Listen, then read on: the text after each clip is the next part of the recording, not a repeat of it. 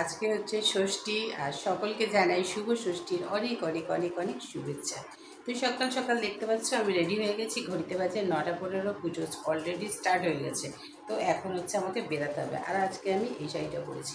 তো মেয়ে হচ্ছে গিয়ে ভিডিওটা করে দিতে পারছে না, সেই কারণে আমাকে করতে হলো। আমি বললাম না পুজোতে কিন্তু আমি একদম কোনো সাজতে পারবো না। তো এখন অলরেডি দেখতে পাচ্ছ একটু নেল পালিশও করতে পারিনি, কিছু করার নেই। এখন হচ্ছে গিয়ে পুজোটা দিতে যাব সবার আগে।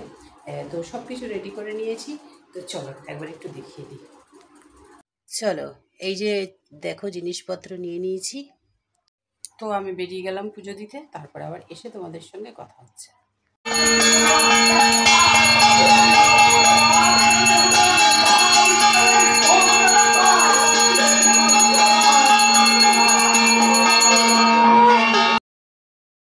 আচ্ছা, পুজো আমার কমপ্লিট হয়ে গেছে।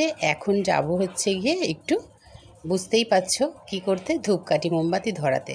বিশ্বাস করবে না, সকালবেলায় এতটাই তাড়া যে আমি আলতা পরারও সময় পাইনি।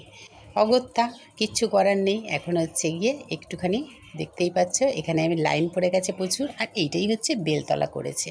তো আজকে মায়ের যেহেতু বোধন, বেলতলাতেই মায়ের পুজোর সূচনা হয়।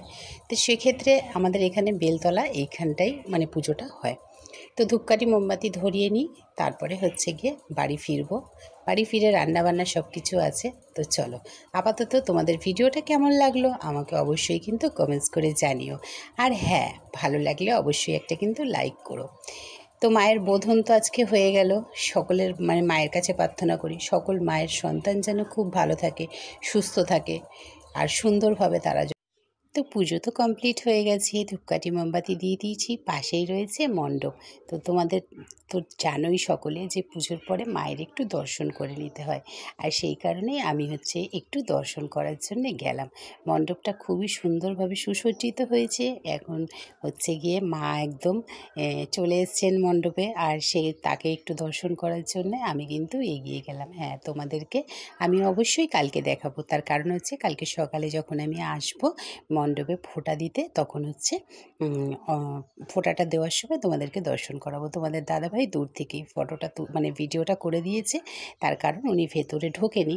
তো যাই হোক, মোটামুটিভাবে আমি তো দেখলাম, আর তোমাদেরকে কালকে দেখাবো। কার কার ফোঁটা আছে গো অবশ্যই কিন্তু জানিও। এইখানে বসেছে মেলা, এই মাঠটার মধ্যে পুজোটা হয়। তো চলো, পুজো দিয়ে আমি চলে এসেছি। এখন ঘড়ির কাঁটায় বাজে 10:15। তো মোটামুটি একদম গিয়েই পুজো দেওয়া হয়ে গেছে। সবটুকু তোমাদের সঙ্গে শেয়ার করলাম। কেমন লাগলো অবশ্যই কিন্তু জানিও। চলো এখন আপাতত টাটা, তার কারণ হচ্ছে এখন করবো রান্না। তো চলো টাটা।